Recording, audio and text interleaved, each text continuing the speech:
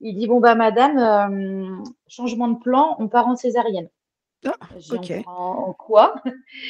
Et il me dit, bah, si, si, je viens de revérifier tout votre dossier, j'ai vu les échos, 4,5 kg au minimum, c'est trop gros, ça va jamais descendre, ça va jamais passer, c'est césarienne maintenant. Bah, j'ai dit, c'est césarienne de rien du tout, en fait. Et il a pas aimé, hein, parce que j'ai vu à son expression de visage que le fait que je lui tienne tête, il aimait pas. Et j'ai dit, en fait, je vous le dis tout de suite, vous avez clairement insisté pour me déclencher, j'étais pas chaude chaude, vous savez y faire. Je dis, moi, j'accouche soit par voie basse, soit je le garde, en fait. Je dis, il est hors de question que je fasse une césarienne. Donc, je me suis levée et j'ai commencé à récupérer mes affaires. Bonjour et bienvenue dans Kiffe ton accouchement, le podcast qui dégomme les clichés sur l'accouchement. Je suis Amandine, entrepreneuse et j'adore dégommer les clichés sur l'accouchement. Ici, c'est sans tabou et sans prise de tête, alors installe-toi confortablement et c'est parti pour un nouvel épisode. Bonjour et bienvenue Pauline, je suis ravie de t'accueillir dans cet épisode de podcast. Est-ce que tu voudrais commencer par te présenter rapidement? Oui, pas de problème. Donc, bonjour. Donc, moi, je m'appelle Pauline. J'ai 34 ans. Je suis VDI, donc je suis vendeuse à domicile. Et je suis maman de deux enfants. Donc, mon fils Elio a 7 ans et ma fille Talia a 5 ans. Ok. Et alors toi, aujourd'hui, je t'ai invitée sur cet épisode de podcast parce que tu m'avais envoyé un message il y a pas très longtemps, sur Instagram. Je crois que j'avais fait des stories concernant les gros bébés et donc tu m'as envoyé un message en me disant que toi, on t'avait, pour ton deuxième proposé une césarienne pour ton bébé parce que soi-disant il était gros. Tu m'as expliqué un petit peu le déroulement. Je me suis dit: «Oh ça, je veux ça en épisode de podcast». Alors on va pas tout spoiler dès le départ. Avant de me raconter tout ça, est-ce que tu voudrais, me dire pour ton premier enfant, quelle était la vision que tu avais de l'accouchement? Comment est-ce que tu t'es préparée? Est-ce que tu étais un petit peu formatée à cette vision qu'on voyait de l'accouchement très médicalisé? Ou est-ce que tu avais déjà un petit peu cheminé, que tu avais une vision un peu plus, différente de l'accouchement? J'avais déjà cheminé avec une vision différente. Mon fils, j'ai mis 6 ans à tomber enceinte. J'étais pas loin de commencer les parcours de PMA quand on a appris à 2 semaines de mon rendez-vous numéro un que j'étais enceinte depuis 2 mois. Donc, voilà.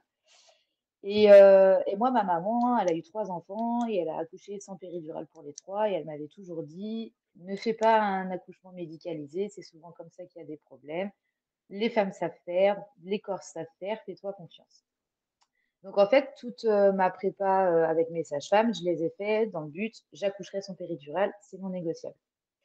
J'ai fait un diabète gestationnel pour mon premier et du coup, on m'avait dit, ah, ce sera un grand et gros bébé, on sera pas loin des 4 kilos.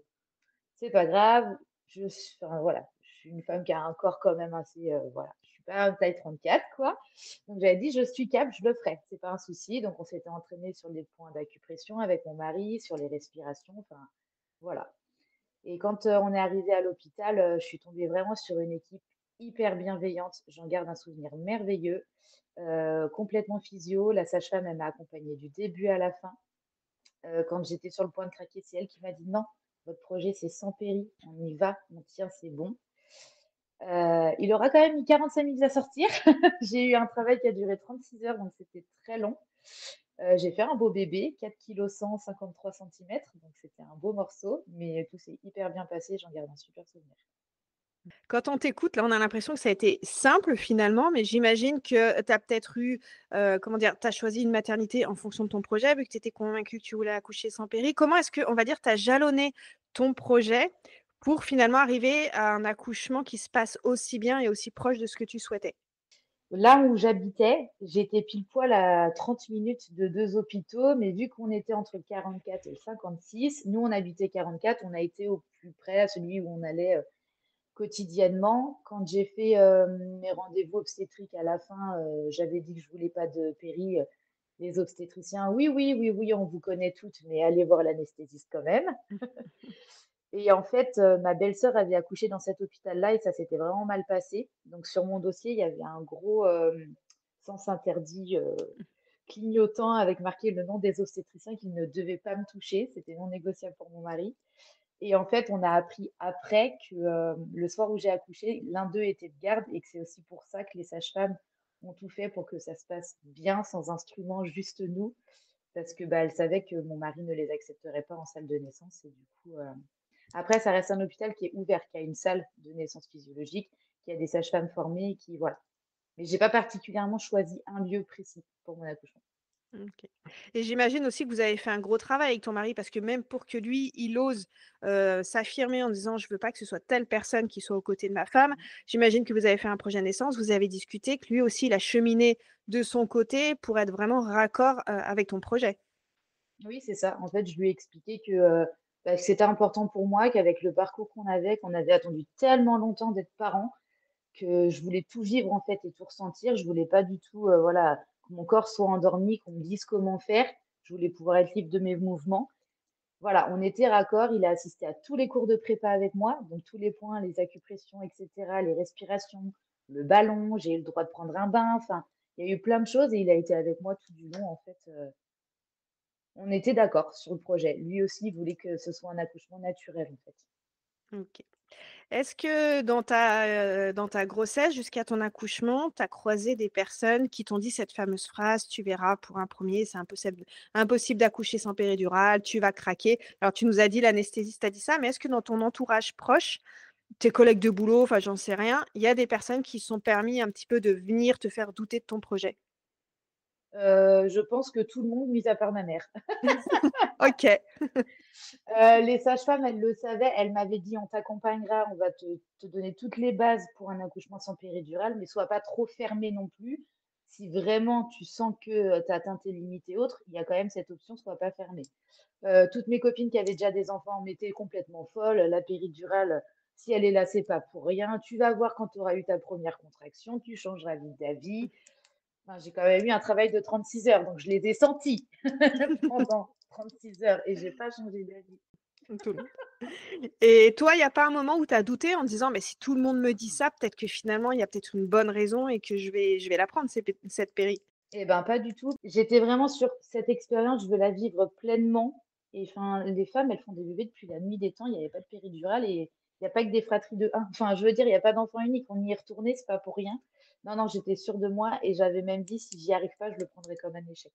Est-ce que tu peux me dire, me raconter aussi le jour J, le jour de ton accouchement? Comment est-ce que tu es restée focus quand les contractions sont arrivées? Est-ce qu'il y a un moment où peut-être entre 2 contractions, tu as douté de ton projet? Et qu'est-ce que tu as mis en place justement pour vraiment aller le plus loin, voilà, accepter contraction après contraction pour, pouvoir aller plus loin dans ton projet? Alors en fait, le travail, il a commencé dans la nuit du mardi au mercredi, 3 heures exactement. Et toute la journée, je me suis dit: «Non, non, mais non, il est trop bien logé, c'est pas pour aujourd'hui». Donc j'ai été dans une journée de mouvement. J'ai passé ma journée à aller me promener avec mon chien, j'ai été marcher en forêt, sur la plage, j'ai fait mon ménage, toujours dans le mouvement. Je me rappelle encore que le soir, on regardait Grey's Anatomy. À 22 heures, je dis: «Par contre, là, ça commence à s'intensifier un peu et je compte, ça commence à être régulier, ce serait bien qu'on y aille». Je suis arrivée quand j'ai sonné à la maternité en rigolant, en disant: «Bah, je crois que je vais accoucher, mais je suis pas sûre». Donc quand elles sont venues me chercher, elles rigolaient, elles étaient 2, elles rigolaient et je dis: «Bah, pourquoi vous rigolez?» «Bah, à votre voix, madame, on est désolé, mais on pense que vous allez rentrer chez vous, hein». Et je suis arrivée, j'étais déjà dilatée à 5 centimètres. Ah oui! Donc elles se sont regardées: «Bah, en fait, vous êtes à 5. «Ouais, Mmh. bah, du coup, ça va».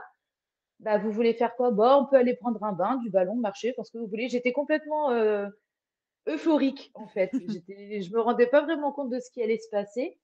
Et puis, ça a été jusqu'à ce que j'arrive à 7-8 centimètres où là, ça a commencé à être un peu, je commençais à être un peu dans le dur. Ça commençait à être long, j'avais mal.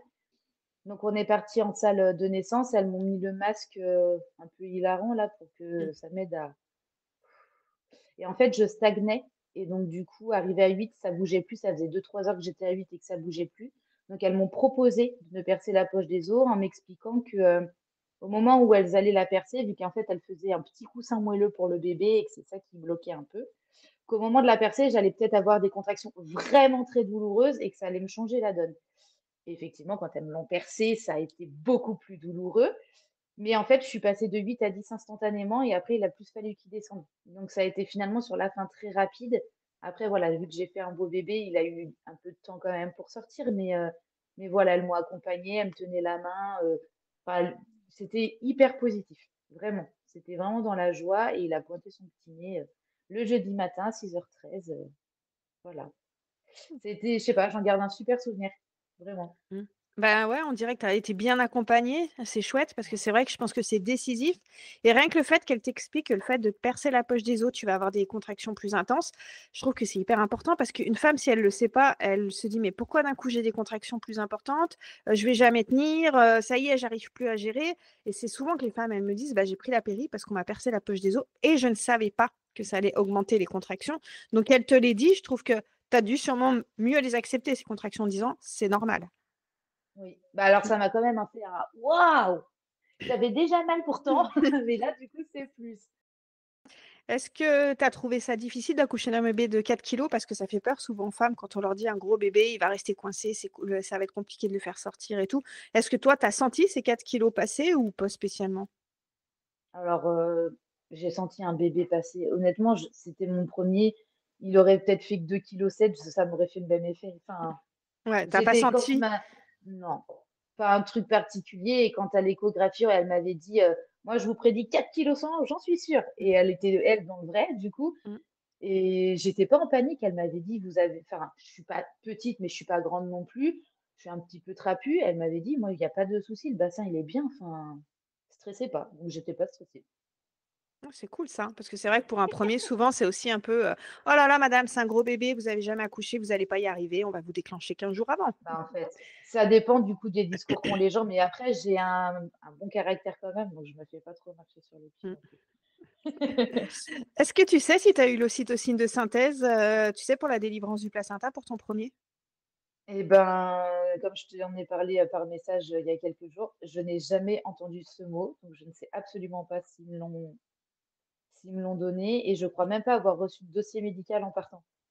Mmh. Ça me parle même pas d'avoir un Ouais, truc particulier, donc je ne sais pas. ouais. Alors pour celles qui écoutent là et qui ne sauraient pas, de quoi je parle, en fait, dans la plupart des maternités, le protocole impose que quand le bébé est sorti, on injecte de l'ocytocine de synthèse à la femme pour, relancer les contractions et faire sortir le placenta plus vite, parce qu'il faut que le placenta sorte en 30 minutes. C'est c'est aussi soi-disant pour, réduire le risque d'hémorragie et la plupart des femmes comme toi ne sont absolument pas informées ni avant ni après qu'elles ont eu cette injection d'ocytocine. C'est pour ça que je te demande parce que c'est vrai que des fois, Mmh. on ne le sait pas du tout. Et c'est pas normal qu'on nous injecte des choses sans nous le dire, c'est fou, Ouais. c'est Surtout c'est quand un fou. accouchement se passe bien parce qu'autant il y a des complications, il y a un risque d'hémorragie, bon, bah, qu'on mette de l'ocytocine, mais un accouchement comme toi qui se passe plutôt rapidement, enfin ou qui se passe bien, voilà, qu'il y ait de l'ocytocine, enfin que tu saches pas si tu as eu de l'ocytocine ou pas, c'est assez fou quand Mmh. même. Oui, Donc bah, oui, oui, c'est ce que je te disais, mmh. ouais. Donc voilà, c'est important pour celles qui nous écoutent de vous renseigner auprès de votre maternité concernant cette injection, mais il y a, 99 de chances que ça fasse partie des protocoles. Mmh. Du coup, c'est vrai que quand on t'écoute, on sent qu'effectivement tu avais une certaine confiance en toi, en ton corps et que, bah, fallait pas trop venir, qu'on vienne te te Oui, chatouiller. oui. Voilà. Donc pour ton deuxième, tu me disais que là, rebolote, on t'annonce un gros bébé. Par contre là, on t'a proposé une césarienne alors que tu avais déjà accouché d'un gros bébé. Mmh. Ouais. Alors pour ma deuxième, ça s'est fait différemment. Donc j'ai été suivie par les mêmes sages-femmes, la même sage-femme échographiste qui est géniale et que j'adore. Et elle m'avait dit: «Franchement, vu des courbes et tout, je suis sûre que ce sera le même gabarit que ton premier. Donc tu l'as fait une fois, tu pas en stress, enfin ça va bien se passer». J'avais le même projet sans péri, je l'ai fait une fois, je le referai, enfin tout pareil. Et en fait, j'ai eu pas mal de contractions toute ma grossesse, mais le 21 décembre précisément, j'en avais pas mal et je me suis dit: «Bon, je vais aller faire un contrôle» parce que mon mari, il est marin. Donc avec des absences et cetera, je voulais pas que ce soit compliqué non plus, que ça démarre, que je sois toute seule avec mon fils et qu'il soit loin. Arrivée à l'hôpital, donc elle me dit: «Non, non, c'est des fausses contractions. Par contre, je voudrais vous refaire une écho parce que franchement, votre ventre est énorme». Merci. Mmh. Quel tact! Grosse délicatesse. Alors, du coup, des personnes que je n'avais jamais croisées avant, donc pas du tout la même ambiance. Donc on y va et puis elle me dit: «Bah, du coup, vous repartirez pas, hein, on va aller, en salle de travail». Je dis: «Bah, pourquoi? Ça a bougé?» «Ah non, non, mais vu la taille de votre bébé là, on le sort aujourd'hui, hein». Oh! Je dis: Ah «Comment ouais. ça, on le sort aujourd'hui?» Je dis: «On sort rien du tout aujourd'hui». Donc ma réponse était peut-être un peu braque, donc elle m'a regardée avec une tête un peu étonnée. Je dis: «Non, mais en fait, je suis venue faire un contrôle. Moi, il faut que j'aille chercher mon fichier la nounou. Il est hors de question que je fasse Noël sans mon fils, en fait, donc non, on sort rien du tout aujourd'hui. Et La ta fille est date, prévue pour le 6 pré janvier, ouais, voilà, c'est ça, pour le 6 janvier, elle voilà était prévue. OK. et on était le 21 décembre, enfin, il y a de la marge quand même, quoi. Oui. Mmh. Et donc là, elle me dit: «Je pense madame que vous ne vous rendez pas compte que votre fille actuellement, elle fait 4,5 kg dans votre ventre au 21 décembre, vous ne la sortirez jamais». Oh là là. Donc moi, hyper tendue, bah, je dis: «En fait, mon premier faisait 4,1 kg, il est sorti, c'est une deuxième, elle va sortir. Il y a pas de problème avec ça». Donc elle me dit: «Bah, je vous laisse sortir sous condition, je voudrais que vous retourniez faire une échographie de croissance et en fonction de votre écho, je vous programme un accouchement le 26». Donc ils insistent, ils insistent. Ils savent faire, on est fatigué, fin de grossesse, Mmh. on a envie de voir notre bébé, c'est les fêtes de famille. Enfin voilà, ils savent faire. Donc j'accepte l'écho de croissance.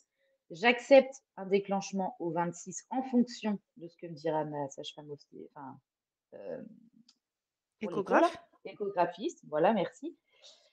Donc elle, je vais la voir, elle me dit: «Non, mais c'est ce que je t'avais dit, 4,1 kg, 153 comme ton gars, laisse faire». Enfin voilà, elle dit: «Après s'ils veulent te déclencher et que tu es d'accord, fais, mais pour moi, il y a pas de problème». Donc j'en parle avec mon mari qui me dit: «Bon, dans un bien pour un mal, c'est que si on a la date pour gérer notre petit, c'est plus simple». Donc on accepte, on dépose notre fils et à 8 heures, rendez-vous à l'hôpital. Donc elle me fait une écho, tout ça. L'obstétricien de garde était un qui était sur la liste noire. Oh, ah, déjà. Pas de bol. La sage-femme, adorable, très physiologique justement et tout, hyper cool. Et puis elle dit: «Bah, en fait, je vous le mets pas tout de suite, l'obstétricien veut vous voir». Donc il vient. Donc déjà mon mari, met la main devant moi, très protecteur, pas envie qu'il s'approche.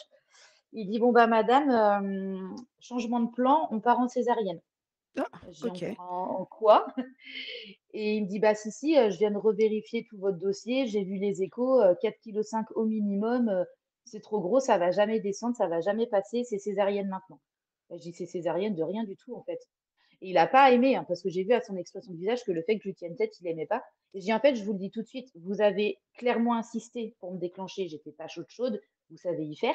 Je dis: «Moi, j'accouche soit par voie basse, soit je le garde, en fait». Je dis: «Il est hors de question que je fasse une césarienne». Donc je me suis levée et j'ai commencé à récupérer mes affaires. Et là, il m'a dit: «Mais vous faites quoi? C'est n'importe quoi et tout». Et je dis: «Non, non, je vous ai dit que ça serait non. Je ne me ferai pas opérer. Il y aura pas de césarienne». Et donc il me dit: «Bah, très bien, puisque vous» comment il m'a dit ça? «Puisque vous pensez, être au-dessus de nous ou mieux savoir que nous, je vous le dis, on va vous faire le déclenchement. Si en 15 minutes votre fille n'est pas sortie, on ira au bloc, césarienne d'urgence et à cause de vous, votre mari ne verra pas la naissance de son bébé». Oh, ce chantage de dingue. C'est fou! Donc là, mon mari, il était avec une tête, mais je voyais qu'il se contenait, mais qu'il était un peu à l'intérieur de lui en train de bouillir. Et du coup, je lui tends ma main et je lui dis: «Bah, check, cap, c'est parti». Et donc du coup, il s'en va très énervé. La sage-femme vient me voir et elle avait un petit sourire, elle m'a dit: «Vous avez bien fait. Avec lui, on peut pas trop, dire, mais vous avez bien fait de tenir», enfin voilà. Putain, c'est fou. Tu dis que si tu avais pas eu cette force de mentale, tu partais en césarienne directe, sans raison. Je partais sans aucune raison. Enfin, je veux dire, mon col n'était absolument pas ouvert, je n'avais pas du tout de contraction, enfin, il y avait rien. Mon bébé était tête en bas, bien positionné. Il y avait aucune Ouais. raison que je parte en césarienne. Et surtout, il a pas du tout tenu compte du compte rendu de l'échographie. Tu as fait 2 échos qui t'estimaient un bébé pas si gros que ça. En fait, lui, il en avait rien à faire. Il y croyait pas, il croyait personne. Il s'est cru au-dessus de tout le monde. Césarienne.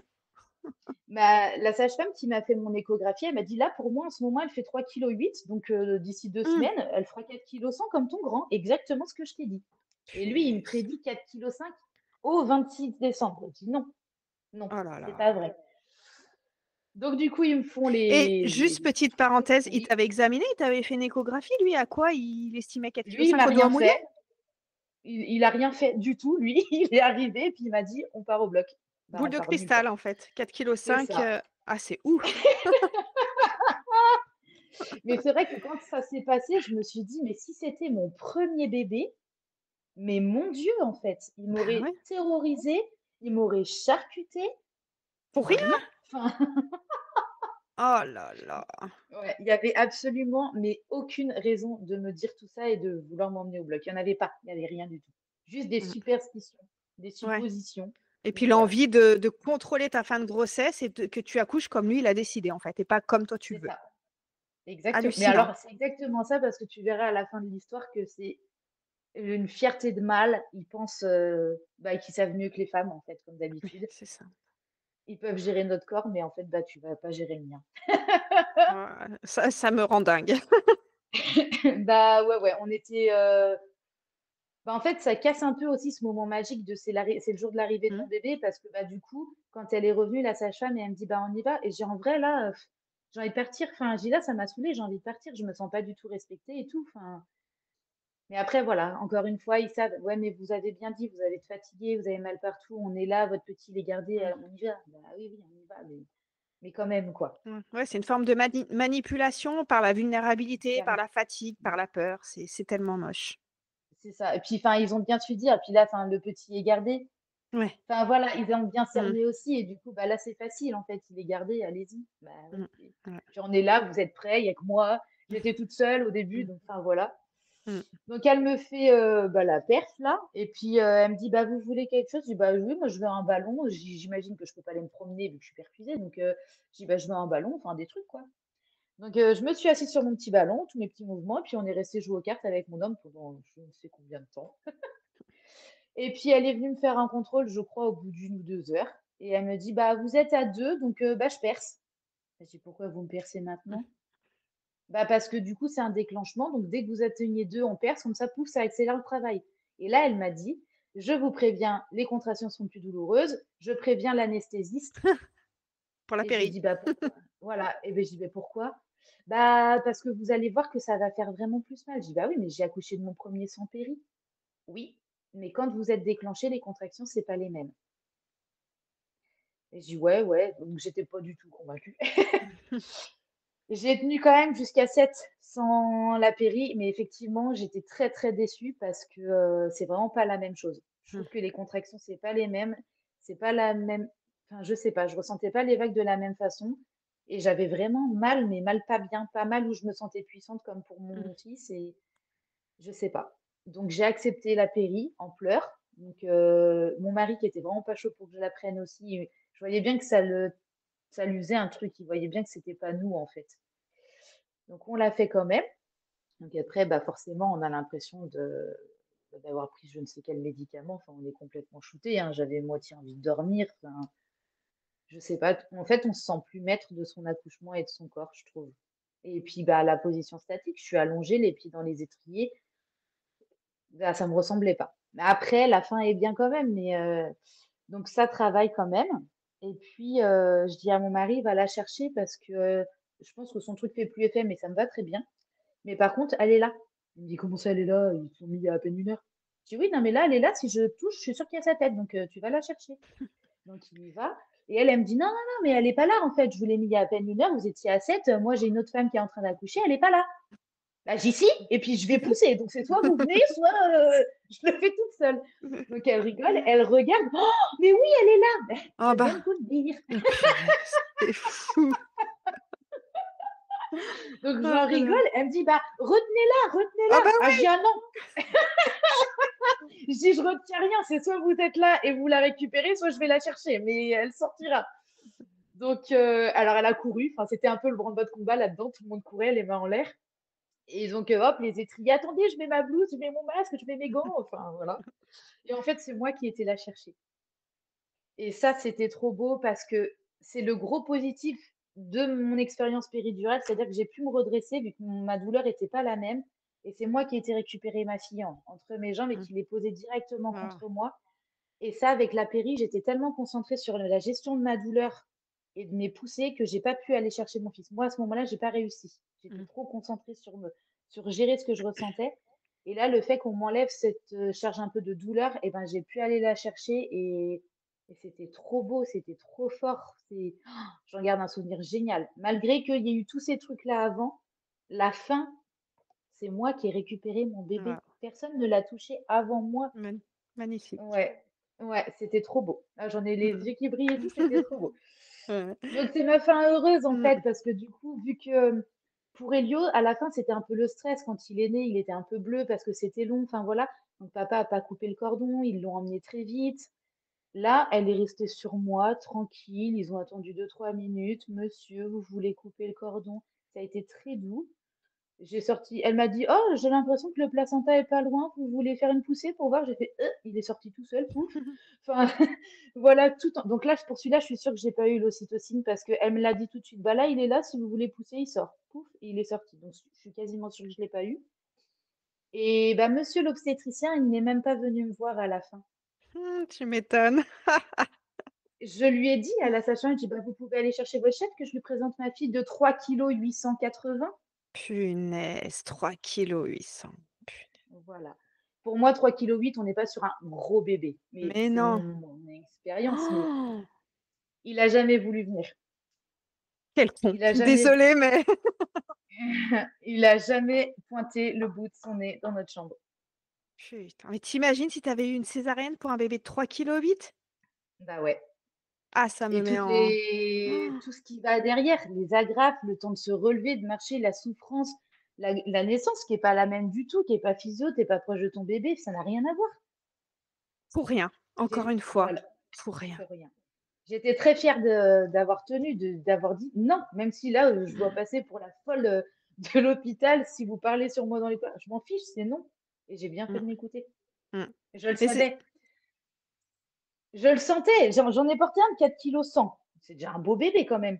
Je savais qu'elle était plus petite. Certes, j'avais un ventre énorme, mais j'avais énormément de liquide en fait. Et puis, bah, j'avais grossi tout simplement, faut dire ce qu'il est. Enfin, point en fait. J'avais bien mangé, j'avais bien vécu. Voilà.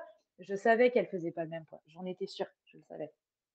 c'est dingue parce que quand on t'écoute, tu as confiance en toi, tu as confiance en ton corps, tu as confiance en la capacité à sortir ce bébé, peu importe son poids et ben, il suffit que tu croises la route, bah, de 2 personnes, la sage-femme qui te dit: «Oh là là, vous avez un gros ventre», l'obstétricien qui est convaincu que c'est un gros bébé sans même, t'examiner et là, la fin de ton accouchement aurait pu être complètement sabotée. Ce moment précieux avec ta fille aurait pu être volé pour rien, juste parce qu'ils avaient décidé de te faire une césarienne.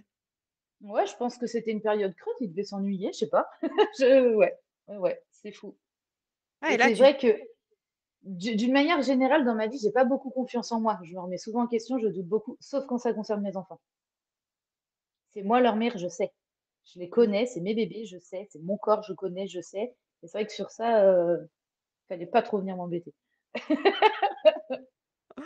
Ouais, non, c'est fou parce que même là, il aurait pu venir l'obstétricien en disant: «Écoutez, oui, effectivement, là, je me suis complètement planté, félicitations». Tu vois? Au moins revenir un petit peu sur son Oui. ego déplacé et d'admettre que des fois, il peut se planter et en tirer une leçon en se disant que la prochaine fois qu'une femme dit: «J'ai confiance en moi, je veux pas de césarienne», peut-être qu'il va l'écouter. Mais non, en fait, il se met même pas en question. C'est le genre de mec qui se remettra Non. jamais en question. J'aurais vraiment apprécié, voilà, ce côté, OK, je suis humble, je me suis craquée. Je vais au moins aller la féliciter pour la naissance de sa fille et dire que, bah, voilà, je suis désolée, vous avez bien fait de vous écouter, même pas. Purée. Ouais, ça rend dingue parce que tu dis, une femme qui est un moins bien informée, qui a moins confiance, qui a plus peur des conséquences, ben, elle se pose pas de questions et cette césarienne, elle l'accepte et avec les conséquences qui vont avec, comme tu disais, d'une césarienne, ça peut aller jusqu'à effectivement après sur le lien, le postnatal, l'allaitement, enfin c'est pas rien une césarienne et quand elle est justifiée médicalement, on accepte les «effets indésirables» entre guillemets d'une césarienne quand son bébé il est en urgence vitale, qu'il faut qu'il sorte, OK, faites-moi une césarienne, mais là il y avait rien, rien, rien, c'est dingue. Mais il y avait absolument mais rien qui justifiait qu'on parte là-dessus. Et puis même, ce que j'ai dit à mon mari à la fin, j'ai on voit aussi que notre couple, il est béton parce que utiliser si votre mari ne Mmh. voit pas la naissance de sa fille, ce sera de votre faute. Je me dis dans un couple où bah, la grossesse, ça fait des hauts et des bas parce qu'on sait qu'avec les hormones, avec ce qu'on ressent, avec le chamboulement de l'arrivée d'un bébé, le stress et autres, ça peut des fois créer un peu des tensions. Bah, si le couple il est pas solide, le papa il peut aussi dire ouais bah t'es sympa mais j'aimerais bien voir la naissance de mon bébé donc Mmh. go quoi. Et du coup nous c'était pas du tout ça. Non mais mon mari il l'a dit plusieurs fois, elle sait, elle connaît son corps. Si elle vous dit qu'elle va la mettre au monde, c'est qu'elle va la mettre au monde. La sage-femme à la fin elle m'a dit vous avez un corps fait pour accoucher madame. J'ai dit oui mais j'en veux que deux donc on se calme. Et ils sont faits pour accoucher si on te laisse accoucher tranquillement en fait. C'est ça, laissez-moi tranquille. Ouais. Mais là, tu vois, c'est pareil sur ce côté. Imagine une femme qui aurait eu une césarienne, elle se serait dit: «Bah, mon corps n'est pas capable d'accoucher». Mais ça a rien à voir avec son corps, c'est à cause d'un Non. connard d'égo, de médecin qui a décidé Mmh. qu'il voulait que cette femme ait une césarienne et il y en a des centaines et des centaines de femmes qui vivent ça et qui se font voler leur accouchement, qui doutent de leur capacité, juste parce que quelqu'un a décidé qu'elle devait accoucher de telle façon sans lui faire confiance, quoi. De telle façon, à tel moment. Alors après, on va dire, que je suis, je sais pas, féministe ou je ne sais quoi, mais c'est les femmes qui portent la vie et qui mettent les enfants au monde, mais elles sont souvent drivées par des obstétriciens hommes Mmh, qui ne peuvent pas comprendre, je suis désolée, peu importe le niveau d'études, ce qu'une femme ressent quand elle est enceinte, comment elle vit le fait d'avoir un être humain à l'intérieur de son corps. Ils peuvent pas, ils le vivent pas, point, ça va pas chercher plus loin. Vous mmh. pouvez avoir des données, des compétences médicales et nous dire comment on peut, faire des choses en fonction des pathologies ou autres, mais si tout va bien, laissez-nous faire. Vous avez rien à dire, vous ne l'avez jamais fait vous, en Mmh. fait. Ouais. Mais comme je dis souvent, finalement, l'accouchement, c'est le summum du mansplaining. Un homme qui dit à une femme comment ce qu'elle doit faire alors qu'il ne sait absolument pas ce qui se passe dans son corps. Et là, on l'a bien vu par plein de choses. Il y a plein de fois où tu t'es fait confiance, tu savais et on est venu te faire douter de toi parce que, soi-disant, les médecins qui ont fait des études savent mieux ce qui se passe dans ton corps que toi. Et Mmh. encore une fois, c'est important de rappeler que les médecins, ils sont formés à la pathologie. Ils savent quoi faire quand il y a une complication. Bien sûr qu'ils savent mieux qu'une femme si le bébé est en souffrance, ce qu'ils doivent faire. Mais si tout se passe bien, la meilleure personne qui sait comment accoucher, ça reste la femme. Bah oui, je Mmh. suis à 300 d'accord. Mmh. C'est fou. Mmh. C'est fou, c'est fou. En tout cas, c'est chouette. Je voulais juste revenir sur le passage là où quand tu dis que tu as attrapé ta fille, est-ce qu'elles t'ont spontanément laissé faire pour que tu attrapes ta fille ou tu t'es un peu, entre guillemets, pas posé de questions, imposé, hop, tu as mis les mains et tu l'as récupérée? En fait, du coup, le tuyau, je sais pas quoi là, de la péridurale était parti. Ce qui a fait que, en fait, j'ai eu qu'une seule dose. Parce qu'en fait, c'est programmé. Les Mmh. doses, elles viennent tous les temps de temps là. Donc j'en ai eu qu'une, donc juste assez pour, que ça me détende et que voilà. Et en fait, j'ai pas utilisé et en fait, pendant que je poussais, j'avais pas envie d'être dans la position allongée, les pattes en l'air là, donc je me suis mise sur mes avant-bras et puis j'étais un peu, redressée et là, elle m'a dit: «Bah, si vous voulez, vu votre position, prenez-la, hein». Et puis j'ai Ah, dit: «Ah, mais grave!» et hop, pouf, j'ai été la chercher. ah, c'est génial qu'elle t'ait proposé ça. J'ai Ouais, ouais, en fait, je pense que ça a été un peu un tout, le fait que ma position soit bien, qu'elle voit que j'étais hyper mobile et puis, bah, en fait, la tête était passée. En fait, la tête et le haut de ses bras étaient déjà passés, donc j'ai juste eu, hop, l'attraper, il restait plus grand-chose Mmh. et c'était trop beau. Bah, ouais, c'est chouette. Bah, oui, parce que c'est enfin, je veux dire, c'est un moment unique dans une vie d'attraper son bébé et d'être la première personne à attraper son bébé, à le poser sur le ventre. C'est des choses qui arrivent très souvent.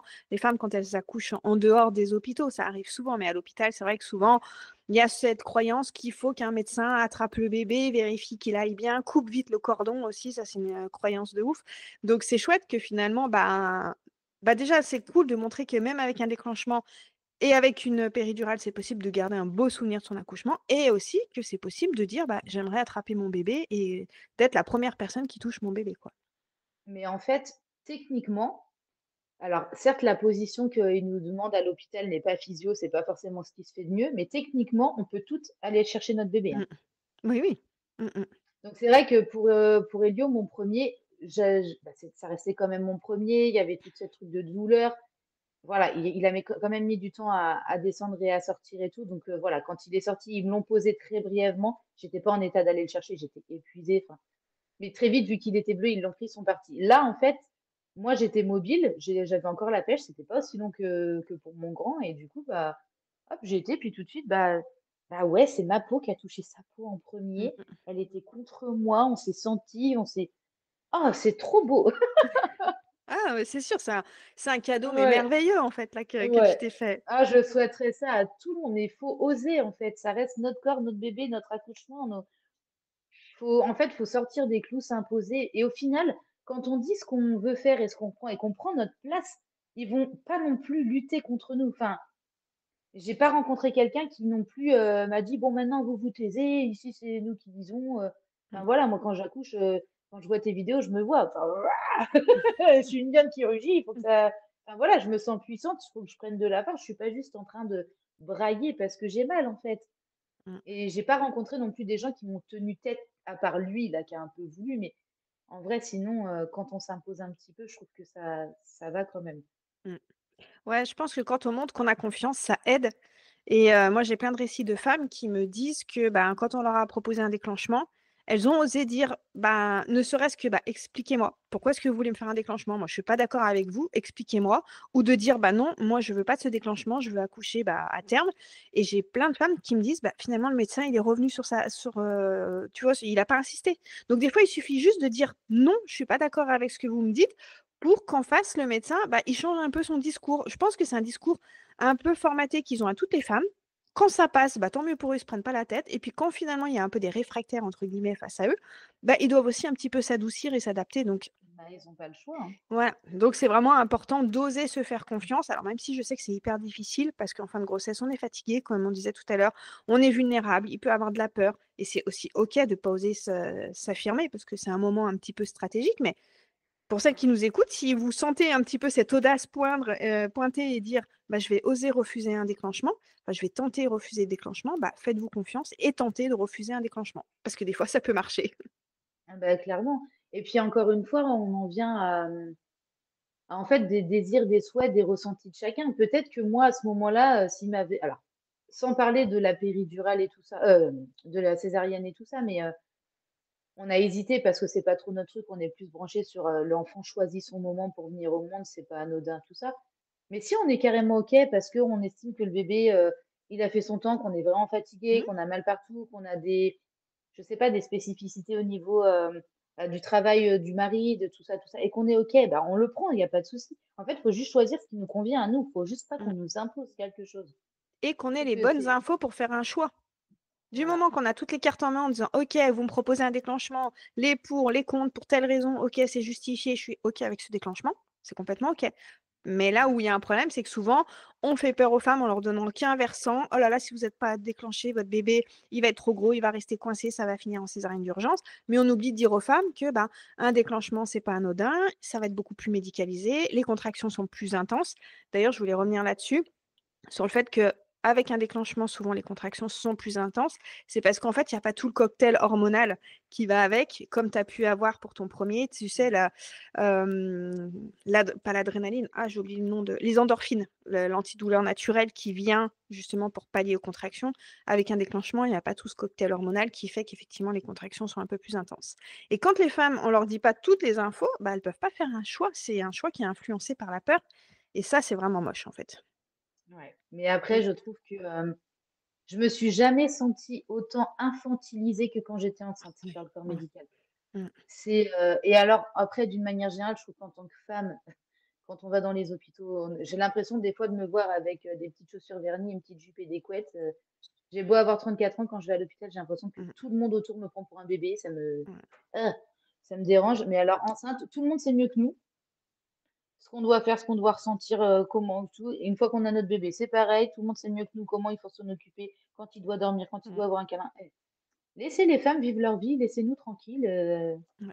cette pression sociétale là, je sais pas, mais Mmh. Ouais, mais je te rejoins, hein, sur le côté hyper infantilisant.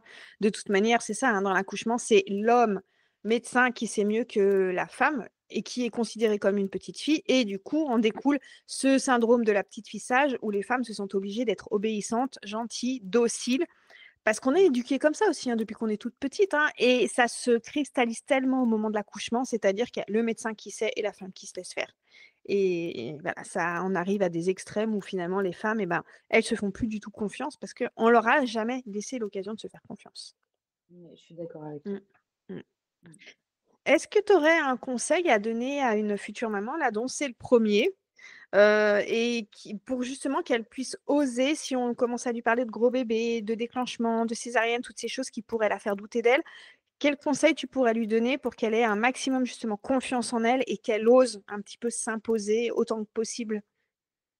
Bah, déjà, je trouve que ça commence dès le départ quand on choisit, nos sages-femmes pour, notre prépa. S'entourer des bonnes personnes, celles qui ont la même vision que ce que nous on a. Mmh. Moi, j'ai beaucoup lu, je me suis beaucoup renseignée, enfin voilà, donc le savoir, c'est toujours bon à prendre dans tout point et un vrai binôme, je trouve aussi avec le papa. Parce qu'en fait, quand nous, on commence à flancher, qu'on est fatigué, c'est sur eux, hein, qu'on se repose aussi, mine de rien. Ils mettent pas les bébés au monde, mais ils nous accompagnent et ils sont d'un soutien, quand même. Enfin, en tout cas, le mien a été d'un super soutien et enfin, faites-vous confiance, vraiment. Enfin, votre corps, il sait, il sentira. s'il y a un souci, les médecins, ils feront leur boulot, c'est pas le problème. Mais votre corps, il sait faire. On met des bébés au monde depuis la nuit des temps, hein. Donc, nos corps, ils sont faits pour mettre des bébés au monde. Ils savent faire, faut se faire confiance et bien s'entourer. Ce serait mon conseil à moi. Eh ben, merci. Merci en tout cas, Pauline, pour ce chouette, récit qui, j'espère, va inspirer plein de femmes et qui vont se dire: «OK, Pauline, elle a osé tenir tête aux médecins et refuser une césarienne». Bah, peut-être qu'elles vont se dire: «Bah, moi, je vais juste dire non à ce déclenchement, non à ce toucher vaginal», hein, tu vois? Le premier petit pas de confiance en soi, de réaffirmation et pour qu'elles puissent se dire après coup: «Bah, voilà, je savais que je pouvais me faire confiance, je savais que j'avais d le droit de refuser quelque chose, de dire non» et qu'elles puissent avoir un petit peu cette, fierté de voilà, d'avoir repris le pouvoir un petit peu sur quelque chose pendant leur grossesse ou leur accouchement. Eh ben, c'était un plaisir en tout cas. Merci à toi, Pauline. Merci beaucoup à toi aussi de m'avoir interviewée. Top, c'était cool. Non, puis j'aime beaucoup cette énergie, voilà, que tu dégages. Je trouve que c'est hyper, hyper important de partager ça aux femmes et de leur montrer que non, on n'est pas obligé d'être gentil tout le temps, obéissante, sage et que s'il y a bien un moment où il faut qu'on s'affirme, bordel, c'est pour C'est l'accouchement, celui-là. quoi. Ouais, Ah bah, c'est clair, c'est celui-là. top. Est-ce que c'est bon pour toi? Est-ce que tu as partagé tout ce que tu avais à partager? C'est tout bon pour moi. C'est Vous tout bon. connaissez ma petite histoire. Eh ben, merci à toi en tout cas pour ce chouette échange. Merci Amandine. S Oui. Je te Et souhaite puis une bonne journée, puis à très bientôt.